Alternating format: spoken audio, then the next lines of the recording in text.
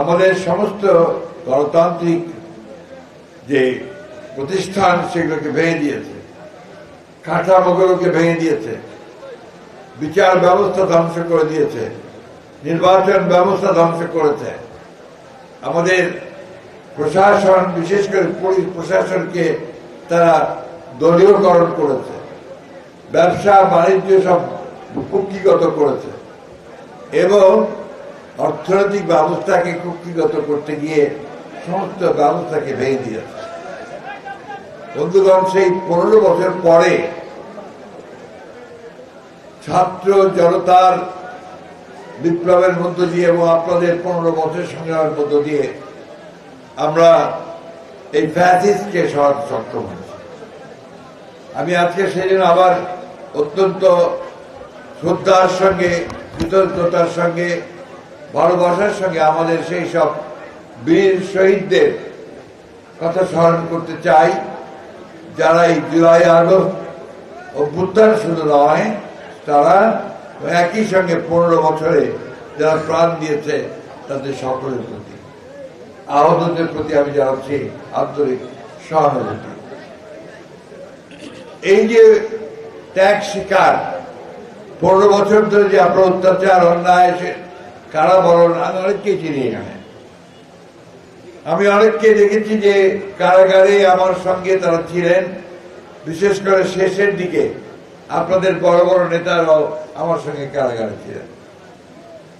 এর মধ্যে আমার সবচেয়ে কষ্ট হয়েছে যখন একদিন আমি আমাদের ডিভিশন থেকে অফিসের দিকে যাচ্ছি কোর্টে আসবো বলে, সেই সময় দেখি যে রাস্তার ধারে একজন অল্প বয়সী মানুষ সেই কোয়েডির পোশাক পরে ঝাড়ু দিচ্ছে, অর্থাৎ জেলখানা যা বলা হয় ঝাড়ু দফা।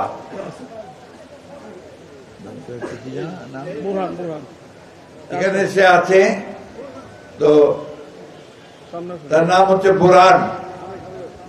তো সে একা নয়, এরকম অনেকেই আছে যারা সেই দিন কারাগারে থেকেছেন এবং সাজাপ্রাপ্ত হয়ে কোয়েরির পোশাক পরে আমি অনেককে চিনি এখানে, যারা সেদিন কারাগারে বরণ করেছেন। এদের ত্যাগ, এদের তিতিক্ষা, এটা এই জাতির একটা গণতান্ত্রিক রাষ্ট্রের জন্য করেছে, অর্থাৎ ব্যবস্থাটা যেন গণতান্ত্রিক হয়, অর্থাৎ আমরা যেন সবাই অধিকারটাকে রক্ষা করতে পারি। মূল কথাটা কি ছিল আপনাদের নিশ্চয়ই মনে আছে, যে আমাদের একটা কেয়ারটেকার গভর্নমেন্ট সিস্টেম ছিল, অর্থাৎ ভোটের সময় আমরা একটা নিরপেক্ষ সরকার চাই, তাই না? কারণটা ছিল যে আমরা দেখেছি যে নিরপেক্ষ সরকার থাকলে ভোটে কারচুপি, জোর করে নিয়ে যাওয়া, এই সমস্তগুলো হতো না। সেই কারণে ওই দাবিটাই ছিল আমাদের প্রধান, এই দাবিতেই আমরা কিন্তু আমরা আন্দোলন করেছি। তো সেই ব্যবস্থাকে আওয়ামী লীগ ধ্বংস করে দিল, দিয়ে তারা দলীয়করণ করলো সেই ব্যবস্থাটাকেও। ওই ভোটের সময় আপনাদের এখানে 1টা-3টা ভোট হয়েছে, ভোট কেন্দ্রে মানুষ কেউ যেতে পারেনি, তাই না? বলে দিয়েছে ভাই তোমার আসার দরকার নাই, ভোট দিয়ে দিছি। মেয়র ইলেকশনের সময় আমি দেখছি একই অবস্থা চলেছে, তাই না? তো ভোট কেন্দ্রে আপনারা যেতে পারেননি, ভোট দিতে পারেননি। আমরা সেই ভোটের ব্যবস্থাটাকে ফিরিয়ে চেয়েছি যে আমার ভোট আমি দেব, যাকে খুশি তাকে দেব। সেই সঙ্গে আমরা আইনের শাসন চেয়েছি। আওয়ামী লীগ ক্ষমতায় থেকে তারা যেটা বলতো সেটাই হয়ে যেত আইন। আমাদের সেটাই বিশ্বাস করি না। আমরা বিশ্বাস করি আমাদের সংবিধানে যা আছে, আইনের মধ্যে যা আছে, নিয়মকানুন যা আছে, সেই সবগুলো মিলিয়েই একটা রাষ্ট্র চলবে। রাষ্ট্র চলবে নিয়মিত, সেখানে ন্যায় বিচার থাকবে, মানুষের মর্যাদাবোধ থাকবে, মূল্যবোধ থাকবে, একজন মানুষ আরেকজন মানুষকে সম্মান করবে, তার সম্পত্তির নিরাপত্তা বিধান করতে হবে, জীবনের নিরাপত্তা বিধান করতে হবে। আওয়ামী লীগ কি করেছে? আওয়ামী লীগ ক্ষমতায় এসে সবকিছু দখল করে নিয়েছে, তাই না? আপনাদের এই এলাকায় আমার 4 নম্বর সেক্টরে থাকতাম, ওখানে তুষার নামে এক ছেলে, সে ডিশের ব্যবসা করত। আমার কেবলের কানেকশন সেই দিয়েছিল। তো এই আপনার নতুন এমপি ইলেকশন হলো, আপনাদের বাই ইলেকশন, সেইখানে হওয়ার পরে একদিন সে আমার বাসায় এসছে। এসে আমি বললাম, কি খবর, তোর ব্যবসা কেমন চলছে? তো বলছে, স্যার ব্যবসা তো আমার নাই। কেন? যে আমার ব্যবসা তো আওয়ামী লীগের এমপি আমাকে ডেকে নিয়ে বলেছে অনেকদিন ব্যবসা করেছে, আমার ব্যবসা করবো আমরা, এবং আওয়ামী লীগের লোককে দিয়ে দিয়েছে। এই ঘটনার বিরুদ্ধে, এইসব ব্যবস্থার বিরুদ্ধে আমাদের সংগ্রাম। আমরা যদি আবার ওইটা হয়ে যাই, তাহলে কিন্তু আপনি আওয়ামী লীগ হয়ে গেলেন। অর্থাৎ কোনো কিছু জোর করে, দখল করে, চাঁদাবাজি করে আমরা যেন মানুষের অধিকারকে হরণ না করি, আইন যেন নিজের হাতে তুলে না নেই, এই কথাটা আমাদেরকে সবসময় মনে রাখতে হবে। আমাদের ভারপ্রাপ্ত চেয়ারম্যান সব সময় একটা কথা বলছেন, বারবার করে বলছেন যে আপনারা কখনো নিয়ম ভঙ্গ করবেন না, আইন ভঙ্গ করবেন না, অন্যের উপর অন্যায় অত্যাচার করবেন না। আপনাকে যে জনগণ ভোট দেবে, কি দেখে দেবে? আপনি ওকে ধমকাবেন, ওর ব্যবসা নিয়ে নেবেন, বাড়ি নিয়ে নেবেন, ওকে আপনাকে ভোট দেবে? দেবে না। ওই জায়গায় তার সঙ্গে আপনাকে ভালোবাসা তৈরি করতে হবে, উইনওভার করতে হবে, তাকে ভালোবেসে তার কাছ থেকে ভোটটাকে নিতে হবে, তাই না?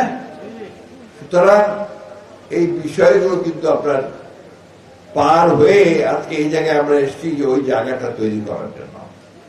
আমি আমার বক্তব্যের শুরুতেই আন্তরিকভাবে ধন্যবাদ ও কৃতজ্ঞতা জানাতে চাই আমাদের ভারপ্রাপ্ত চেয়ারম্যান জনাব তারেক রহমানকে, এই জন্যে যে তিনি এই বিগত বছরগুলোতে আমাদের নেতৃত্ব দিয়েছেন। দুঃখিত, আন্দোলন সংগ্রামে, আর যখন ফ্যাসিস্ট হাসিনা পালিয়ে গেছে, তারপরেও তিনি যে চিন্তাটা শুরু করেছেন সেটা হচ্ছে কি করে রাষ্ট্রকে পুনর্গঠন করা যায়। ঘর ভেঙে গেছে, এখন কি করে নতুন ঘর তৈরি করতে হবে, এবং সেই ঘরটা যেন সুন্দর ঘর হয়, এই কথাই তিনি চিন্তা করছেন। এবং তারই ধারাবাহিকতা আমরা দেখলাম যে নির্বাচনের তারিখ সময় নিয়ে যখন আমাদের মধ্যে বিতর্ক চলছে, সরকার এবং রাজনৈতিক দলগুলোর মধ্যে দূরত্ব সৃষ্টি হচ্ছে, সেই সময় তিনি প্রধান উপদেষ্টা, মাননীয় প্রধান উপদেষ্টা ডক্টর প্রফেসর ইউনূস সাহেবের আমন্ত্রণে লন্ডনে তার সঙ্গে বৈঠকে বসে। এটা একটা বিরল ঘটনা। আমি সেদিনই বলেছিলাম এটা একটা ঐতিহাসিক ঘটনা, যে তারেক সাহেব সেই আহ্বানের সাড়া দিয়ে তারা গত 13 তারিখে যে সভা করেছেন, এবং সেই সভার মধ্য দিয়ে দেখেন তার বিচক্ষণতা কতটা বৃদ্ধি পেয়েছে, যে আমরা বলেছিলাম ডিসেম্বরের মধ্যে নির্বাচনে যেতে হবে, তাই না? আর ইউনূস সাহেব বলেছিলেন তিনি এপ্রিলে ইলেকশন দেবেন, তাই না?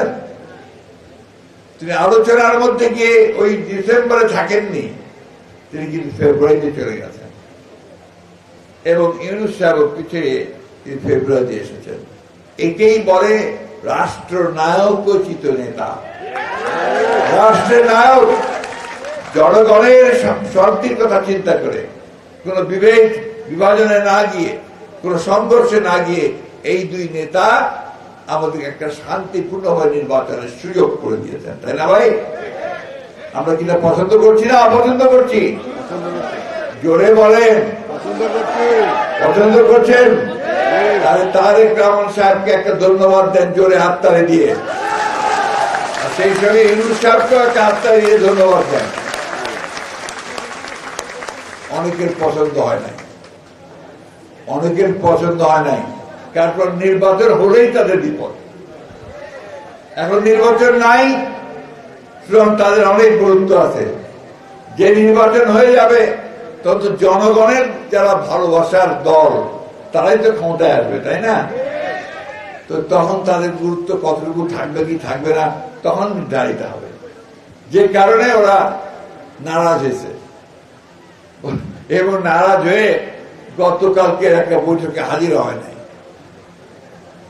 বন্ধুগণ, আমরা আমাদের দলের প্রতিষ্ঠাতা শহীদ প্রেসিডেন্ট জিয়াউর রহমান, তার কাছে একটা জিনিসই শিখেছি, সেটা হচ্ছে ব্যক্তির চেয়ে দল বড় আর দলের চেয়ে দেশ বড়।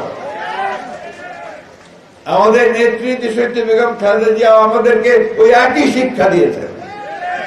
এখন আমাদের তরুণ নেতা, যিনি আপনাদের স্বপ্ন দেখিয়েছেন, সফল হয়েছেন এই ফ্যাসিস্ট হাসিনাকে সরাতে, তিনি এখন আমাদেরকে স্বপ্ন দেখাচ্ছেন যে সম্পূর্ণ নতুন স্ট্রাকচারে একটা নতুন বাংলাদেশ আমরা তৈরি করব। ঠিক না? এই স্বপ্নটা মাথায় রাখতে হবে যে আমরা একটা নতুন বাংলাদেশ চাই, পরিবর্তন চাই। ওই আওয়ামী লীগের আগের মতো দুঃশাসন চাই না। আমরা ওই বিচার ব্যবস্থা চাই না যে যেখানে বেআইনি ভাবে বিএনপির লোকদেরকে সকলকে কারাগারে দেওয়া হবে। 13 মাস, 14 মাস, 26 মাস আমার এখানে অনেক ভাই বসে আছে যাতে সাজা হয়েছিল। কথা বলেন আজকাল কেউ কি হয়েছে না? সাজা হয়েছে কিনা? অনেকের সাজা হয়েছে। এইটা একটা না, সব জায়গায় বড় বড় নেতাদের সাজা হয়ে গেছে। আওয়ামী লীগ হচ্ছে সেই দল যারা নিজেকে ছাড়ার কিছু বোঝে নাই এবং দেশকে ধ্বংস করেছে। ভাই, ওই বক্তব্য করতে গেলে অনেক সময় লাগবে। আমি শুধু আপনাদেরকে আওয়ামী লীগের কথাগুলো মনে করে দিতে চাই। কেন জানেন? ওই নিজেদের মধ্যে ঝগড়া করতে করতে ওদের শয়তানিগুলো ভুলে যাচ্ছি আমরা। ওরা যে হাজার হাজার ছেলেদেরকে হত্যা করেছে, প্রকাশ্যে গুলি করে হত্যা করেছে, গুম করেছে, লুট করেছে, বাড়ি দখল করেছে, দোকান দখল করেছে, ওই কথাগুলো আমরা ভুলে যাচ্ছি। ওইটা মনে করে দেওয়ার জন্য আমি বারবার ওই কথা বলি। বন্ধুগণ, আমরা রাজনীতি করি, রাজনৈতিক দল। আমাদের কাজ কি? জনগণের কাজ করা। আমাদের কাজ কি? জনগণ যেন শান্তিতে থাকে, জনগণ যেন শিক্ষা ব্যবস্থা পায়, তার ছেলেমেয়েরা যেন লেখাপড়া করতে পারে, স্বাস্থ্য ব্যবস্থা অসুখ করে যেন চিকিৎসা পায়, পাশ করে বেরোলে যেন চাকরি পায়, একটা উন্নত জীবন যাপন করতে পারে। সেটাই তো আমাদের লক্ষ্য, তাই না? সেজন্যই আমরা কাজ করছি। আজকে সেইটা করার জন্যই আমাদের ভারপ্রাপ্ত চেয়ারম্যান 31 দফা দিয়েছেন। এখানে আমাদের অনেক নেতারা 31 দফা বলেছে, কিন্তু আপনারা কতজন 31 দফা ঠিক করে পড়েছেন, বুঝেছেন, এটা আরো দেখতে হবে। প্রত্যেকটি দফাতে দেখবেন যে নতুন একটা স্বপ্ন এবং গণতন্ত্রকে প্রতিষ্ঠা করবার বিষয়গুলো সুপ্রতিষ্ঠিত। আমাদের চেয়ারম্যান সাহেব বলেছেন আমাদের প্রধান কাজ কি? যে আমাদের যে বেকার মানুষ আছে, বেকার ছেলেরা আছে, তাদেরকে আমাদেরকে চাকুরি বা কর্মসংস্থানের ব্যবস্থা করে দিতে হবে, তাই না? এবং তিনি ঘোষণা করেছেন যে তিনি 1 কোটি মানুষের চাকরির ব্যবস্থা করে, কর্মসংস্থানের ব্যবস্থা করবেন। সব মিলিয়ে আমাদেরকে একটা সত্যিকার অর্থেই একটা নতুন সূর্য যে উঠেছে, সেটার আলোটাকে সকলকে গ্রহণ করতে হবে। সে আলোটাকে গ্রহণ করে আমাদেরকে পুরো দেশকে আলোকিত করতে হবে। একটা কথা আমিনুল খুব ভালো বলেছে, এখানে আমাদের এখানে মহিলা সংখ্যা খুব কম দেখতে পাচ্ছি। এখানে না, দেশের বেশিরভাগ জায়গাতেই দেখি মহিলাদের সংখ্যা কম রাজনীতিতে। এটা বাড়াতে হবে। আমাদের দেশে জনসংখ্যা 50% বেশি মহিলা, ঠিক না? আমাদের মেয়েরা এখন লেখাপড়া ছেলেদের চেয়ে গিয়ে দেখেন, এসএসসি পরীক্ষা, এইচএসসি পরীক্ষা সংখ্যা তাদের বেশি, রেজাল্টও দেখবেন আপনার ছেলেদের চেয়ে তাদের অনেক ভালো হচ্ছে, তাই না? তাদের কিন্তু আমাদের সামনে নিয়ে আসতে হবে। এখানে আপনার সবাই বলেছেন আমরা আওয়ামী লীগকে নিব না। আমিও বলি আওয়ামী লীগ আমরা নেব না। আমরা খারাপ লোককে নিতে চাই না, কিন্তু আমরা ভালো মানুষ যে নতুন ভাবে রাজনীতি করতে চায় তার কথা অবশ্যই আমরা চিন্তা করি। এই কথাটা মাথায় রাখতে হবে। একদম সব বাদ দিলে তো চলবে না। আমি একাই সবকিছু করতে পারবো না। আমাকে নতুন মানুষের চিন্তা করতে হবে যারা কিছু দিতে পারে। আর আরেকটা কথা খুব জোর দিয়ে বলি, আমরা কিন্তু বুড়ো হয়ে গেছি। আপনি দেখছেন যে আমি এখন কথা শুরু করি, তখন কিন্তু আমার সময় লাগছিল কথা শুরু করতে, তাই না? কারণ আমার বয়স হয়েছে। আমরা এখন কর্মক্ষমতাও কমেছে আমাদের। এখন আমাদের জায়গায় বলিষ্ঠ তরুণদেরকে আসতে হবে, যুবকদেরকে আসতে হবে, কাজ করতে হবে তাদেরকে, দল তৈরি করতে হবে তাদেরকে দল তৈরি করে সামনের দিকে এগিয়ে যেতে হবে। ভাই, একটা কথা শুনে মাঝে মাঝে আমার খুব দুঃখ হয় যে বিএনপির বদনাম শুনলে আমার খুব দুঃখ হয়। আমরা 17 বছর সংগ্রাম করলাম, লড়াই করলাম, কত মানুষ মারা গেল, কতজনের বাড়িঘর চলে গেল, চাকরি বাকরি কিচ্ছু করতে পারলাম না, কষ্ট করে থাকলাম। আর এখন যখন সময় আসছে আমাদের ভালোভাবে কিছু করার, তখন যদি বলে যে বিএনপি খারাপ কাজ করতেছে, তখন কি ভালো লাগবে? ওইটা যেন শুনতে না পাই। এইটা খুবই একেবারে আন্তরিকতার সঙ্গে এটাকে বাদ দিয়ে কাজ করতে হবে। এবং যারা করছে এগুলো, এরা কিন্তু সব আমাদের লোক নয়। এরা যারা প্রফেশনাল চাঁদাবাজ, যারা চাঁদা করেই চলে, এরা আপনার মিলে যায়, কোনোভাবে মিলে গিয়ে চাঁদাবাজি করে। আর প্রশাসন তো রাতারাতি আপনার ধর্মপুত্র যুধিষ্ঠির হয়ে যায় নাই। প্রশাসন ওই সুযোগগুলো খোঁজে, বা লোকজনকে একটু পর্যায় ফুটে তারা দেবে নিয়ে যাওয়ার চেষ্টা করে। আমি আপনাদের কাছে অনুরোধ করব, এই সদস্য নবায়ন কর্মসূচি যেন আপনাদের সফল হয়, সঠিকভাবে হয়। সাচ্চা লোকদের নিয়ে যেন আপনারা সদস্য যারা আছেন তাদের নবায়ন করতে পারেন।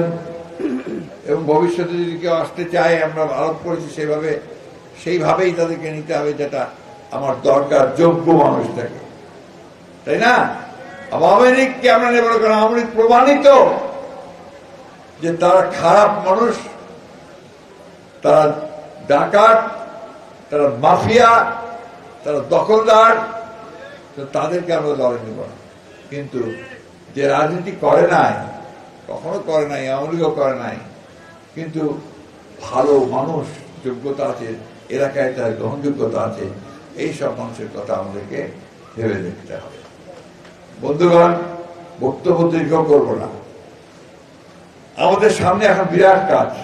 অনেকে আমরা মনে করছি যে আওয়ামী লীগ নাই, সুতরাং মাঠ ফাঁকা। মাঠ ফাঁকা না, মাঠের মধ্যে সব মানুষ দাঁড়ায় আছে। ওই মানুষরা বিবেচনা করে দেখবে যে আমাদের কোন দলটা, কোন মানুষটা ভালো। 91 সালে নির্বাচন করছিলাম, মনে আছে? 91 সালে বিএনপি খুব ছোট দল ছিল। বিএনপির ইলেকশনে জিতবে কি জিতবে না, কয়টা আসন পাবে, এটা নিয়েও কথাবার্তা ছিল। কলকাতায় এয়ারপোর্টে হাসিনাকে সাংবাদিকরা জিজ্ঞেস করলো যে বলেন তো দেখি, এই নির্বাচনে বিএনপি কয়টা সিট পাবে? তো অনেকেই বললো, হাসিনা সবাইকে বললো কয়টা আর পাবে, বড় 10টা। কিন্তু ওই নির্বাচনে বিএনপি সংখ্যাগরিষ্ঠতা লাভ করে সরকার গঠন করেছিল, কারণ বিএনপি সেই ভাবমূর্তি, জনগণের কাছে ভালোবাসা বিএনপি পেয়েছিল। ওই ভালোবাসাটা আপনাদেরকে আবার অর্জন করতে হবে। আছে আপনাদের, সেটা যেন টিকে থাকে, সেই ব্যবস্থাটা করতে হবে। এটা আমি বারবার এই জন্য বলছি যে এইটা ছাড়া আমাদের কোনো পথ নাই। জনগণের ভালোবাসা ছাড়া আমরা কখনোই রাজনৈতিকভাবে সফল হতে পারবো না। এটাকে আমাদেরকে অবশ্যই সফল করতে হবে। আমি বক্তব্য শেষ করব। সবার শেষ করার আগে শুধু এটা কথা বলি, নেতৃত্বের প্রতিযোগিতা তো থাকবেই, না দলই হবে না, তাই না? কিন্তু তাকে কেন্দ্র করে এমন কিছু যেন আমরা না করি যেটা খারাপ দিকে যাবে। বরঞ্চ নেতৃত্বের প্রতিযোগিতার মধ্য দিয়ে আমরা যেন শ্রেষ্ঠ নেতৃত্ব পাই, সেই দিকটা আমাদেরকে বিবেচনা করতে হবে।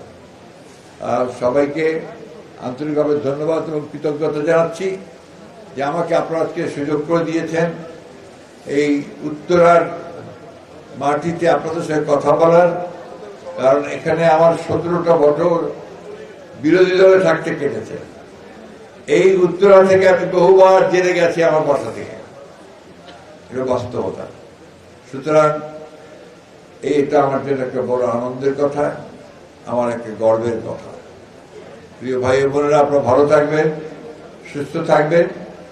বিএনপিকে সবাই মিলে একটা শক্তিশালী সংগঠনে তৈরি করবেন এবং বিএনপি যেন সুনামের সঙ্গে, এই কথা যেন সবাই বলে যে বিএনপি একটা এমন দল যে দলের আস্থা আমরা রাখতে পারি, সেখানে কনফিডেন্স রাখতে পারি। এই বলে আবারও আমাকে আমন্ত্রণ করার জন্য আমি সকলকে ধন্যবাদ জানিয়ে আপনাদের সকলকে সুস্বাস্থ্য দীর্ঘায়ু কামনা করে আল্লাহ তাআলার কাছে এই দোয়া চাই, যারা প্রাণ দিয়েছে তাদেরকে যেন বেহেশত নসিব করা হয়। আসসালামু আলাইকুম ওয়া রাহমাতুল্লাহি ওয়া বারাকাতুহু। বাংলাদেশ জাতীয়তাবাদী দল জিন্দাবাদ। শহীদ জিয়া অমর হোক, শহীদ জিয়া অমর হোক, দেশনেত্রী বেগম খালেদা জিয়া জিন্দাবাদ। আমাদের রাষ্ট্রনায়ক, আমাদের ভবিষ্যৎ কান্ডারি তারেক রহমান জিন্দাবাদ। তুরাগ বিএনপির সর্বস্তরের নেতা কর্মীরা জিন্দাবাদ। ধন্যবাদ।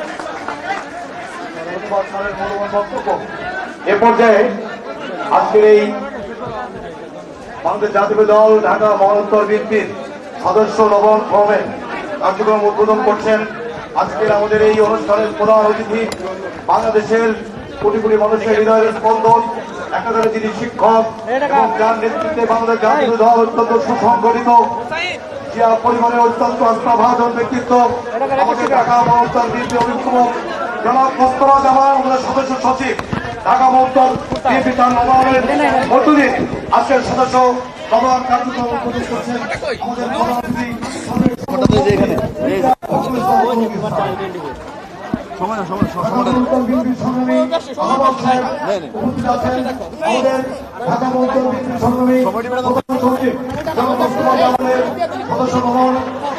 প্রধান